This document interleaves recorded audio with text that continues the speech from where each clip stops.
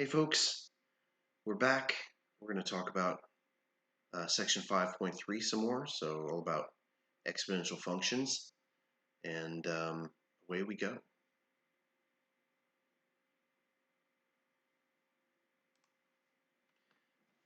So first things first,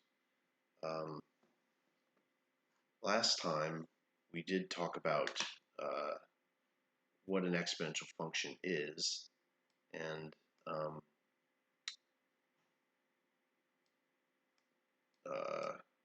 what they are is the following. So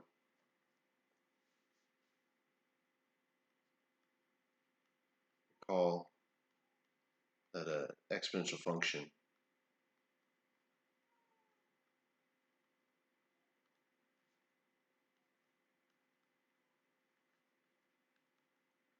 is of the form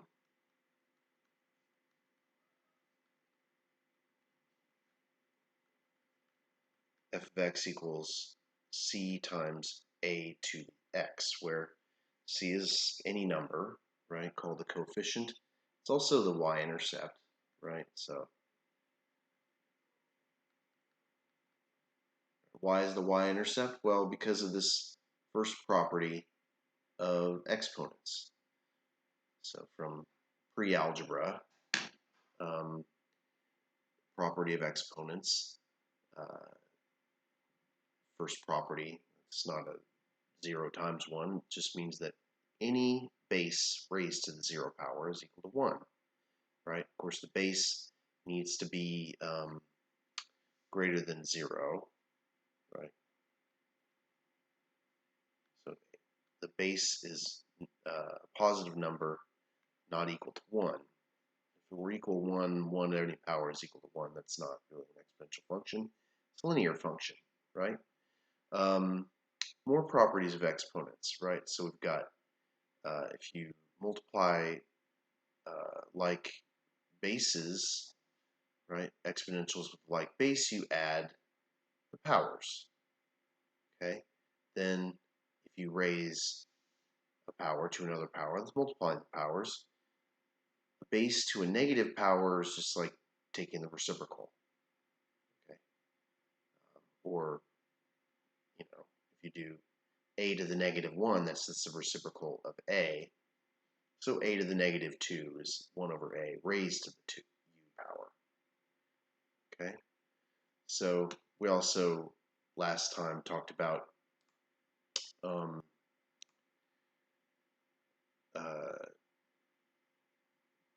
the shape of an exponential function and the difference between exponential functions and linear functions in terms of their graph. Okay, now we're going to do some applications of exponential functions. And the first one is we're going to talk about how they model interest-bearing accounts. So the way that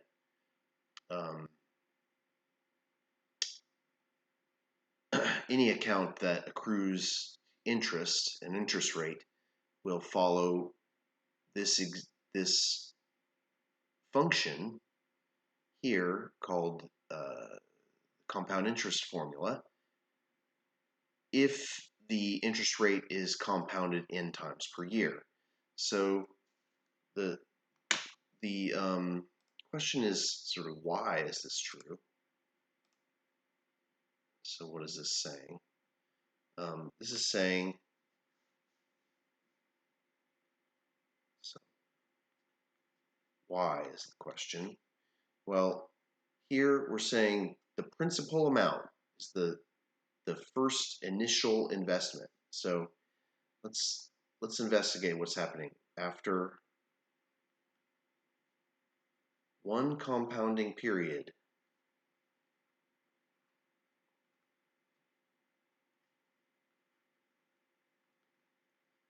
So let me say this again. The amount of an investment of P dollars, P also known as the principal, at an annual interest rate. So the interest rate here is for a whole year. For T years, when the interest rate is compounded n times per year, is given by this formula. So each compounding period is equal to what's going on here? I'll still be drawing.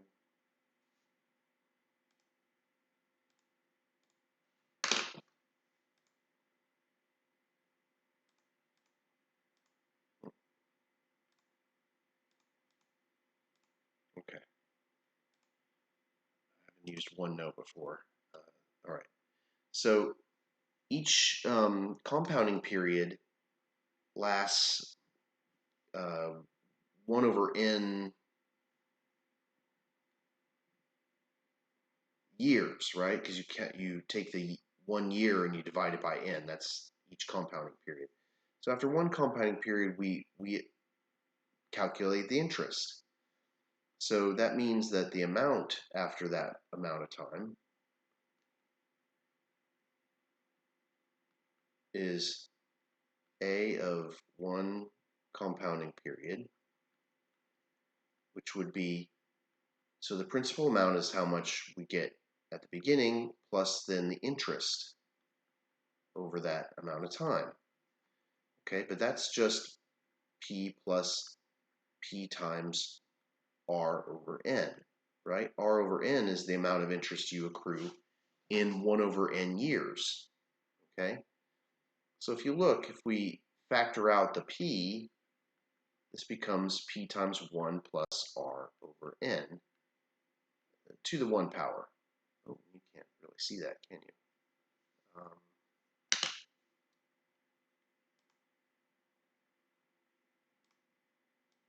go that far. Okay.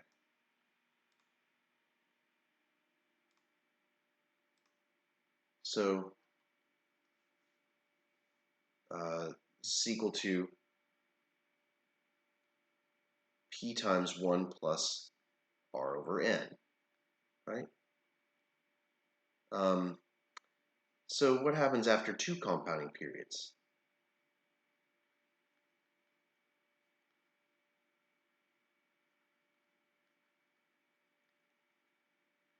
Well, compounding the interest means that essentially we take this to be our new principal amount for the next compounding period. So we get the amount after 2 compounding periods is we have the amount that we got after the first compounding period. Okay, then we add the interest accrued during that amount of time.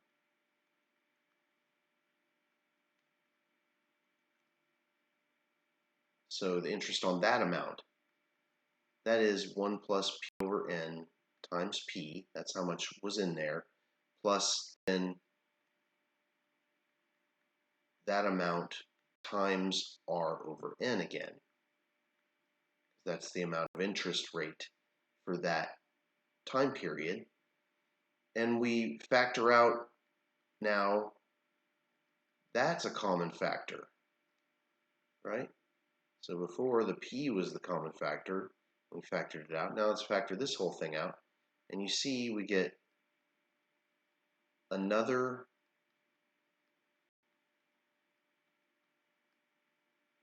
instance of 1 plus R over N. So that is, this is P times 1 plus R over N squared, right? So for the number of compounding periods, that's the exponent.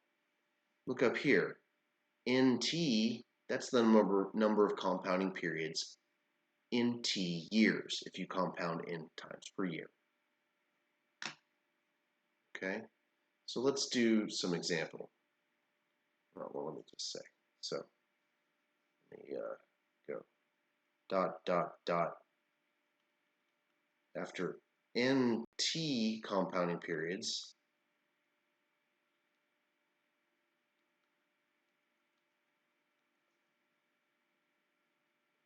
we get the amount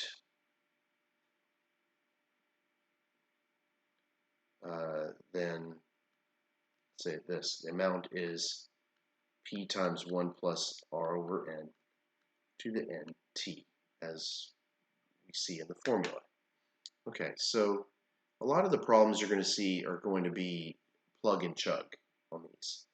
And so I don't think I need to do a lot of examples for those, but here's one like that. So find total amount of an investment of $1,000 if it earns an annual interest rate of 5%, compounded annually for 10 years. What happens if we do it quarterly or monthly? What happens to the formula then? So here we're just trying to find the amount after 10 years where P is $1,000, R is 0.05. You always write R as a decimal. If you put 5 here, you would get something like the amount after 10 years of this is something like $100 million. Use some common sense on this, okay? If you get an answer that is more than what you would assume to be possible for that amount of time, um, or you get something that's less than the principal amount, you made a mistake, right? Okay, if you're compounding annually, that means n is 1, right? And 1 is n, t is 10. So remember that this is a of t is equal to p times 1 plus r n to the nt. You want to make sure everything is correct in your calculator.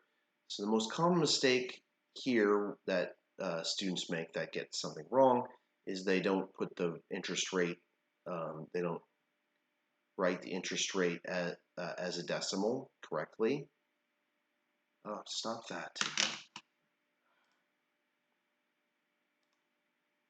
It's thinking I'm doing something that I'm not trying to do. Okay.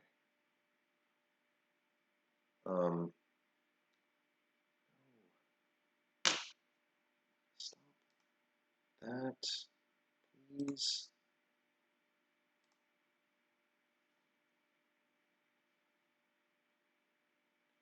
Okay, so this has to be a decimal, as I said. But basically, everyone gets these ones right if they just type them in correctly. So the other common mistake is order of operations, but if you type it in carefully with the right amount of parentheses, so you might want to put your whole exponent in parentheses, especially if you have an older version of the calculator. Okay. Anyway, I get $1,628.89. Of course, we always round to the nearest penny on these ones, unless told otherwise. 1628 and 89 cents. Okay. All right. So what happens if we do it for a different number of compounding periods per year? Here, everything else is the same except just n changes. And now, the number of times that you compound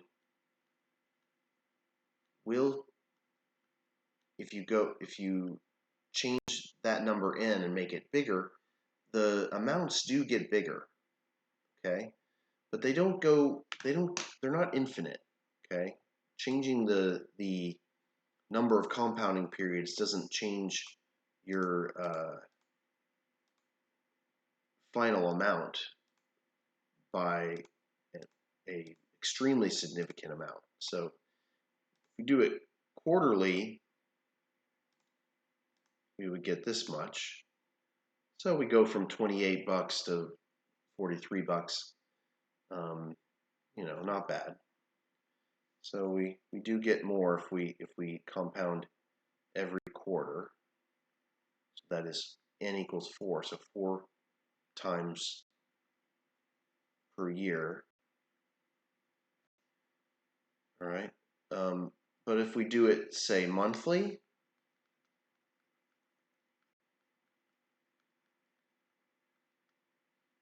or daily, or every second, okay, we don't approach infinity dollars, right? So we're only going to get so much, but so much more by just changing the number of times that we compound the interest in a year. So you should not expect that this is going to be a lot more than what we just did, and it's not. Okay, 1647 and a penny. 1647 and 1 penny. Okay, so these are plug and chug. I think you will get those, no problem. Where you need to be wary is when it asks for something different. This is asking how long will it take. That is, we need to solve an equation, right? Do not try to plug and chug here, right? So we need to solve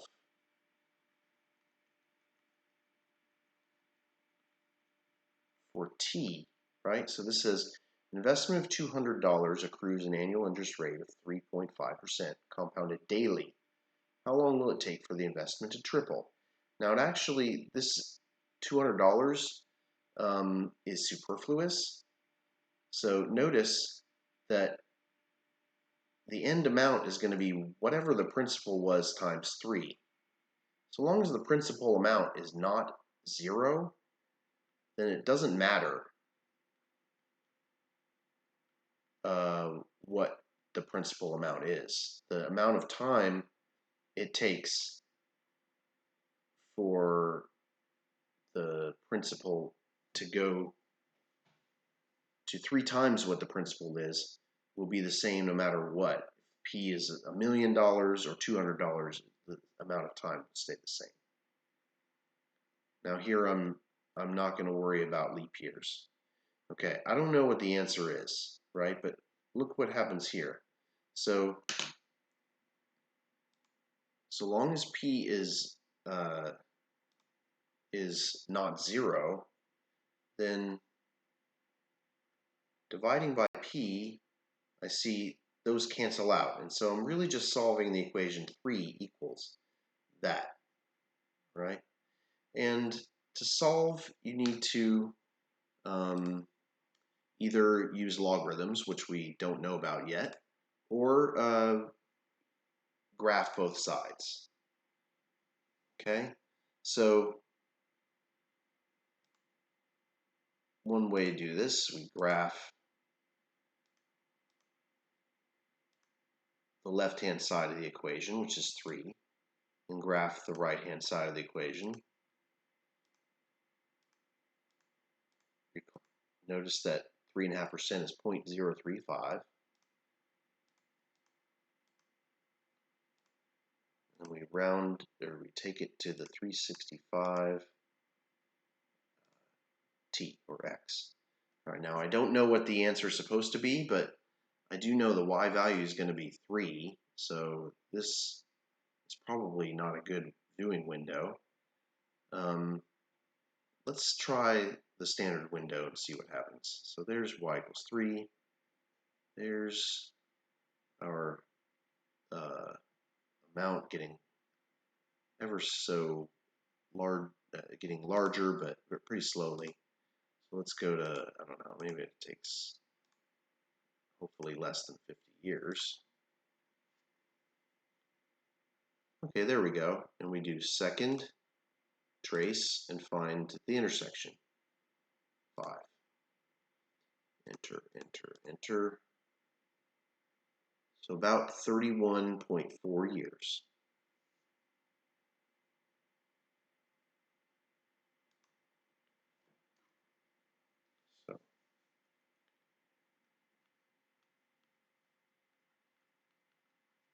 using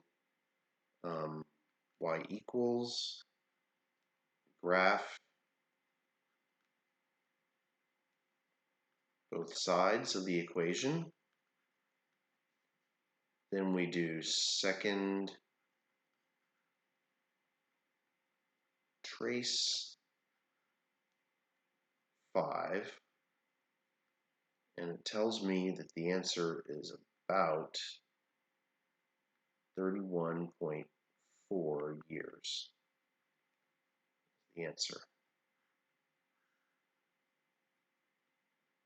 Okay? It actually didn't matter that there was $200, but you know, what are you gonna do? All right. On the other hand, what happens if I let the number of compounding periods go to infinity? Such a thing is called continuously compounded interest, and it has a different formula. Okay, so the amount of investment of P dollars with an interest rate of R compounded continuously for T years is given by this formula. PERT plus the 80s shampoo. But this E is a number, right? So E is Euler's number. It's about 2.718 yada yada yada. Okay, it is not equal to 2.71819 yada. Just like pi, it's a irrational number. So it is on your calculator though. Okay, so we just write it as it is. Okay, so let's see what the absolute maximum amount would be if we invested $1,000 at 5% annual interest and compounded it infinity times per year for 10 years.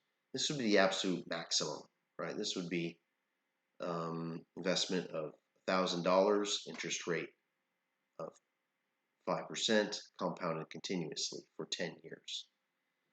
Let's see, what do we get?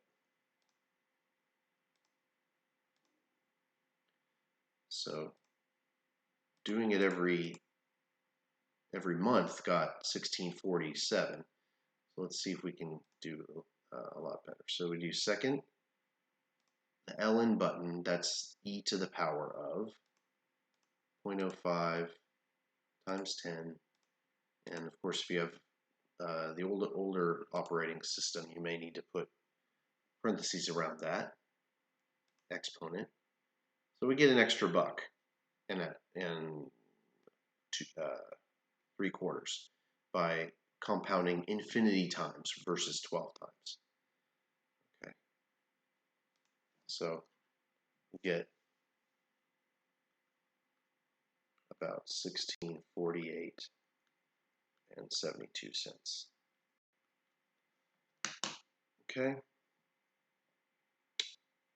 so we'll be dealing with e to the x a lot, right? So there are sort of two special bases for exponential functions. Let me just mention that here.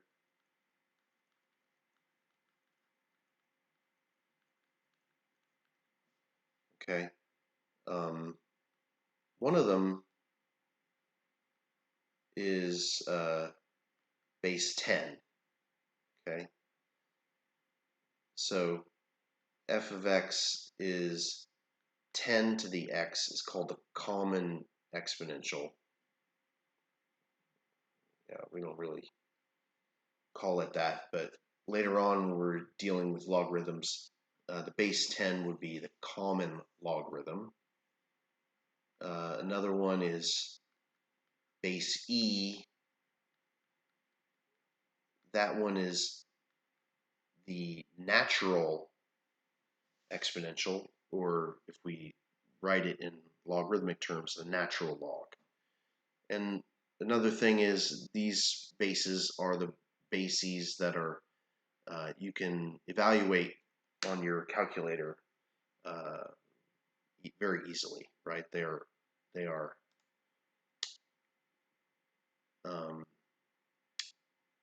listed on your calculator. So if for no other reason, it's easier to evaluate them using a calculator. All right, last couple of examples here. So this one and this one, these have to do with exponential decay. So here, the exponential function is going to decrease for all, in this case, t. All right, so here's an example of a radioactive substance that called iodine-31 that has a half-life that we need to solve for. So in other words, here's the function that says how much of the radioactive substance is present and not decaying to its more stable isotope after t days. We need to figure out when does it decay to half of the original amount. That's what half-life means.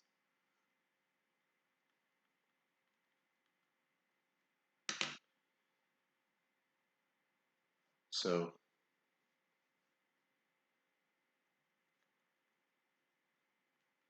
half-life means time for half of the substance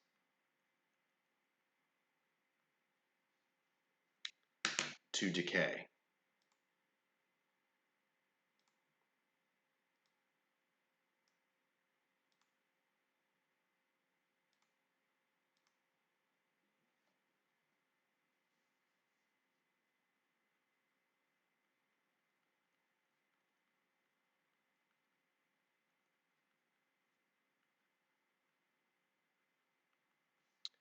Okay, so all we're trying to do is we need to solve the equation 1/2 of the initial amount. So a sub 0 here means like the principal. It's the amount after 0 days. And once again, it doesn't matter what the initial amount is because it will cancel so long as it's not equal to 0. So if we divide, or if we divide both sides by a0, that goes, those cancel one out. And what do we get? So we'll see later, so in section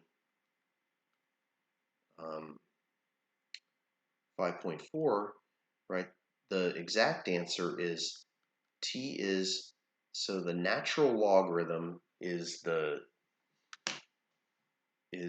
denoted by ln. That's the button on your calculator. That's next to the e to the x. It's not just a coincidence. So here we would take natural logarithms of both sides to sort of cancel out the e, and then divide both sides by negative 0.087. That would be the t. That's the exact answer. And you can plug that into your calculator to get the answer. To do it from this section, we would have to do it with graphical means, right? So let's try that. So we do e to the negative 0.087 t. And I don't know what my window needs to be, but probably not that bad. Okay, so let's go to standard window and see if we can see it. Oops. the y scale needs to be much smaller, right? -2 to 2 maybe.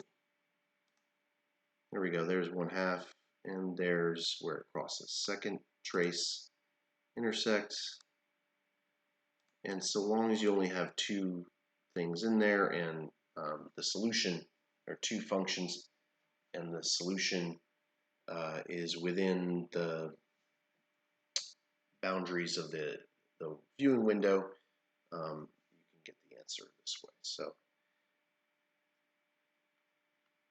t is about 7.97 days.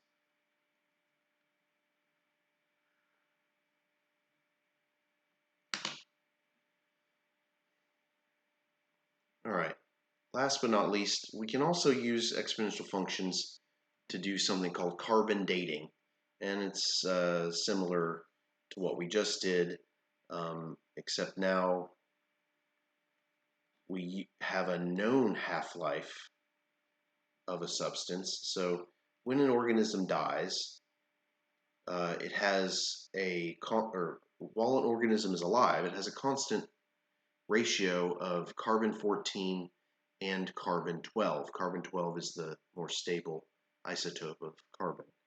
When a organism dies, that carbon-14 starts to decay, and it has a known half-life of about 5,600 years. So what that tells us is the amount after t years is about 1/2 to the t divided by 5,600. So that's another way to write something that decays with a known half-life period. As you can see, right, after 5,600 years, a of sub 0 becomes 1/2 a sub 0. All right, so we need to figure out, when did the thing die? Well, we need to find a sub 0 then. No, sorry. We need to find the number of years to go from a sub 0 to 30% of a sub 0. So we're solving 0.3 a sub 0 is equal to a sub 0 times 1/2 t divided by 5,600.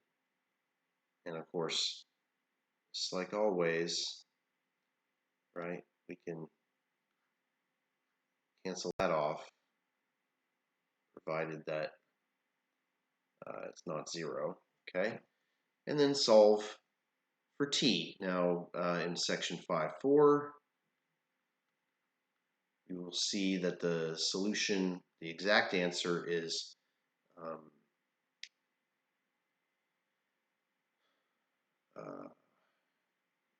it's the log base 1/2 of 0.3 times 5,600, whatever that all means, okay? But for us right now, we can use graphically. We can solve it graphically.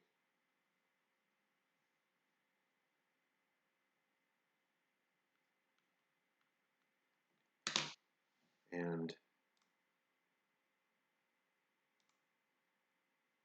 y equals 0.3,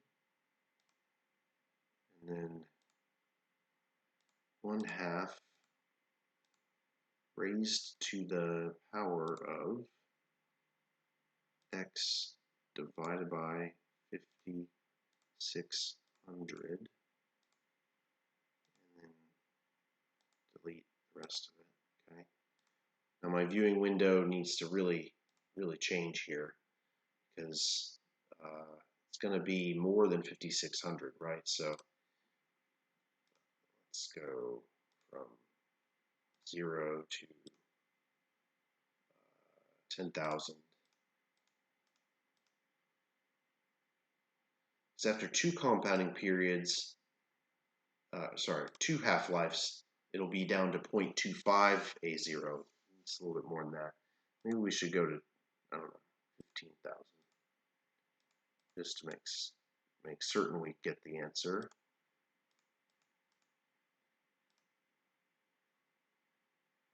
There it is. Second trace, 5, enter, enter, enter.